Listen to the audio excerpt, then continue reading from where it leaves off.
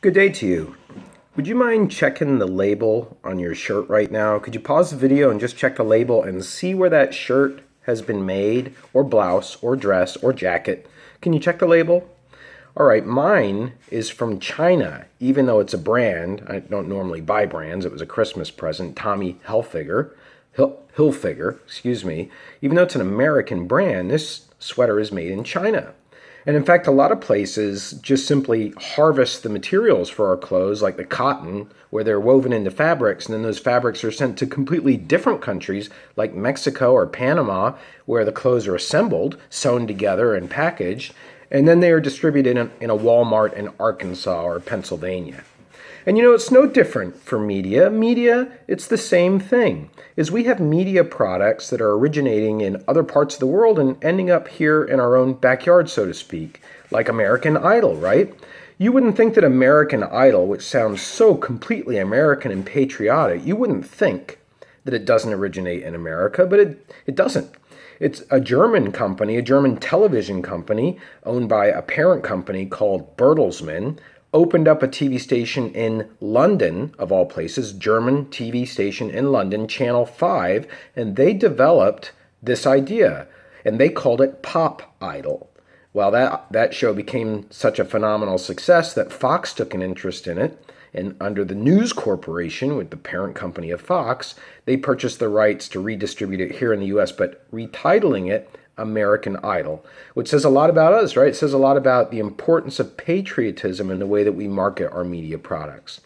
At any rate, back to our central theme for today, we're talking about globalization. It's a powerful force that's taking place in our media. And you know what? It's not new, globalization. I hate to think of things this way, but I've seen enough research talking about it. I'm talking about slavery is really one of the earliest forms of globalization, and the slave triangle illustrating that, where boats would sail from the Netherlands and England and Portugal and Spain, and they would go to West Africa where slaves were captured or purchased. And then those ships would go to the Caribbean where the slaves were offloaded and sold for plantations, but the ships were then onloaded with all of the products that were produced on those plantations, the sugar, the molasses, the bananas, the coffee. And then those ships went to Europe and distributed those goods, and it started all over again. As demeaning as it is to the human condition, that slavery triangle is one of the first examples of globalization. Today, though, we're talking about forces that are propelling the winds of media as it's pushing media all over the world. That's what we're really focusing on.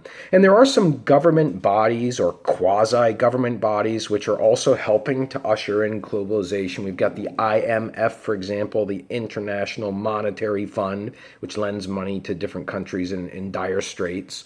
We've got the WHO, the World Health Organization. We've got the UN, the United Nations, right? So we have these quasi-governmental bodies also at play here too. But when it comes right down to it, there are four factors that are stimulating globalization. And the first factor is international travel.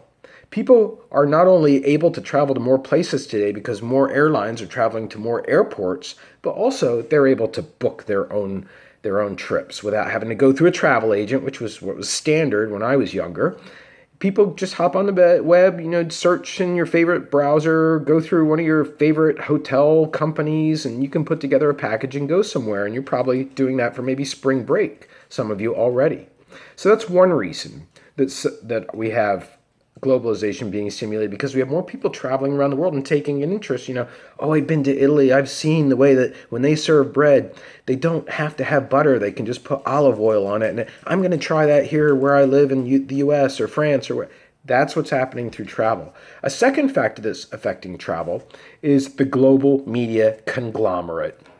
The global media conglomerate is a giant company. It's so big that you don't even know that it's there. Its presence is felt in its smaller companies. So like the big global media giant of the News Corporation, we know it more as Fox News, for example. Or we know it more as the Wall Street Journal, which is also owned by the News Corporation.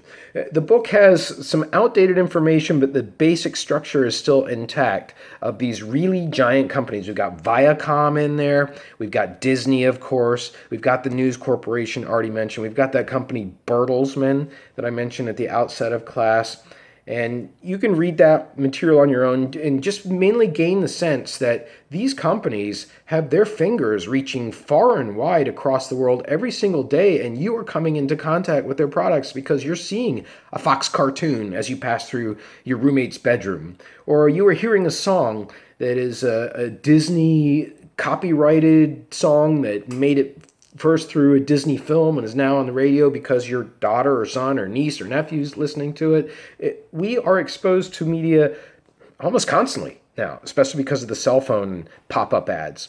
So think of the presence of these global media conglomerates as they touch every day. And what they're trying to do is they are trying to find new markets for their products because you reach a ceiling, right? There's only so many people here in the United States that are going to watch Scandal, the TV show, for example, before, it's not that interesting to me. I don't find it that interesting. More a female show. It's a more female who's interested in politics show. So it's going to reach its ceiling with people like me. It's going to look elsewhere. So where else can it distribute that TV show in another country? And this is what global media conglomerates are doing. We'll be circling back to that theme the whole course. Then there's a third reason that globalization is taking place, and that's because of technology itself and how it's developed.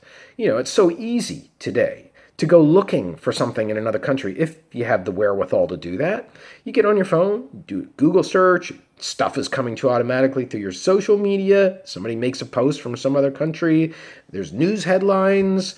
It's the phone is brought the world to our pockets, really is one way to look at it. But there's also the laptop. There's also high definition television. There's also cable television, which allows shows to specialize in like how to refurbish a house in another country or how to buy property in a vacation spot.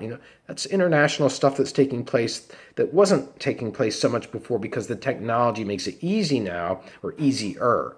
It doesn't say whether we have the interest in it, but it does say that we have the technology to bring the stuff from other parts of the world. And that actually raises the last factor. And the last factor is audience curiosity, is somewhat spurring the need and the desire for globalization and global information and media content from other countries.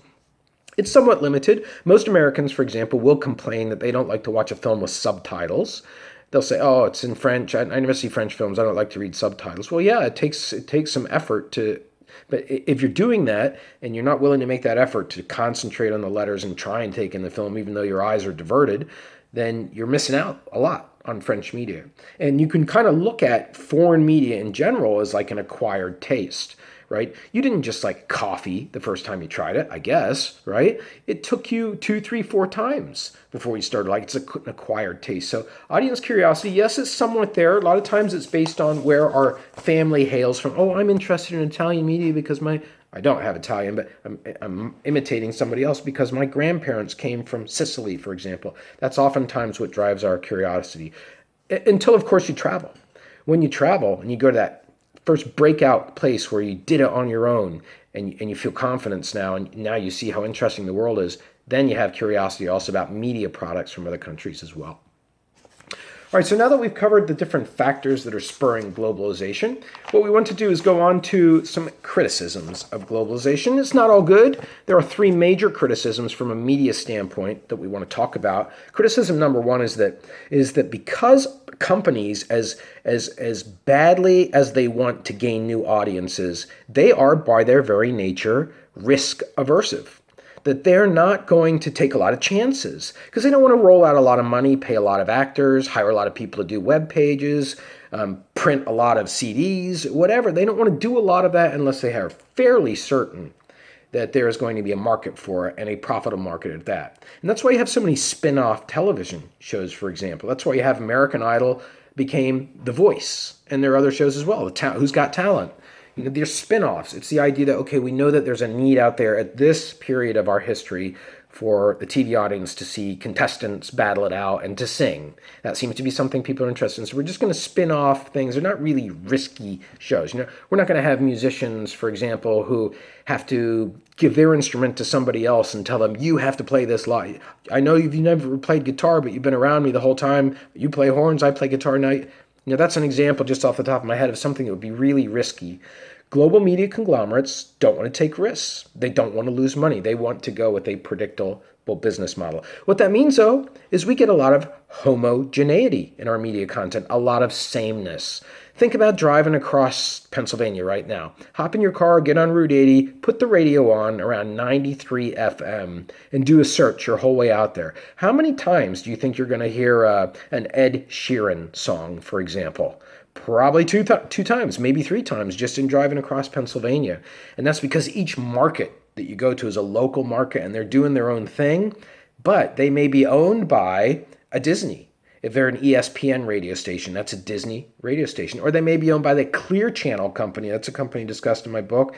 Also better known, because they retitled themselves, as the iHeart Media Company.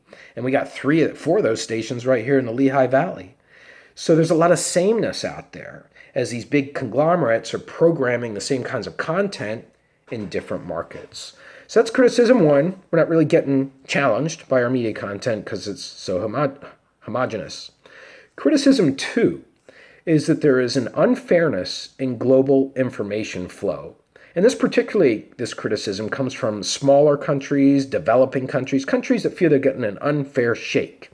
Because what this is about is when you look at the world, and if you were to picture being able to see the information as it's going all around it through TV, through the internet, through newspapers, through radio, etc., if you could see that information, you would see some patterns to the flow, the direction, and also the volume, like how much of certain types of information is going. And that's where the criticism comes from. And there was even an agency of the UN called UNESCO. You can look up what it stands for, United Nations Educational, blah, blah, blah. UNESCO was studying this and came up with some recommendations to try and change the flow of information, because the argument was if you're Mexico and you're the United States, most of the flow is from the United States to Mexico. If you look at Mexican TV at night, you'll see a ton of U.S. TV shows, for example. But you look at U.S. TV at night, you don't see any Mexican programs. You might see a telenovela that pops up on Univision. Telenovela is a soap opera that could be from Mexico. You might see that on the odd occasion. You might see a soccer game. You might see a report on a drug cartel member who was arrested or who's being extradited, which gets at the second criticism. Not only are we talking about the volume, I just was getting at the volume, has just mostly one way between the U.S. and Mexico, not the other way. But the second idea is the representation of the country in the content that gets distributed across the world. And Mexico would say it's gotten an unfair shake when it comes to its reputation, that people think of Mexico, and I can speak to this firsthand. I've been going to Mexico twice a year since 2007, and even before that. I grew up on border towns with Mexico in California and Houston. I just love the country. Mexico gets an unfair shake. People, I bet you right now, probably if you haven't been there, if you have, you've been to Cancun or Cozumel or one of those safe places, but for you to think about going to the interior of Mexico, you'd be asking, is it dangerous, right? Not let alone whether you can drink the water. And that's what Mexico would say is an unfair portrayal of it in the media. So that's the second criticism, is the unfairness in the information flow.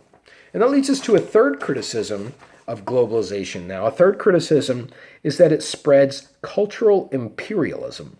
Cultural imperialism, that word is a history word. We use it in military history. We used to use it to talk about countries, and they use their imperial power, their military might, to invade another country.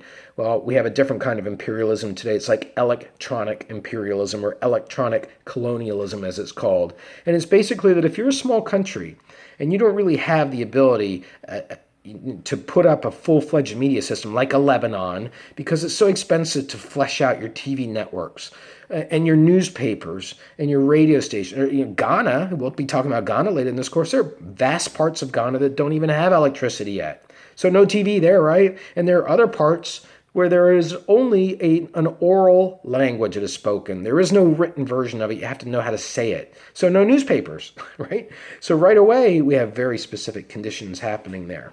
In those kinds of countries, countries that tend to be more vulnerable, and countries that are around others, they are susceptible to cultural imperialism, an invasion of their culture. And we even see that on our border with Canada.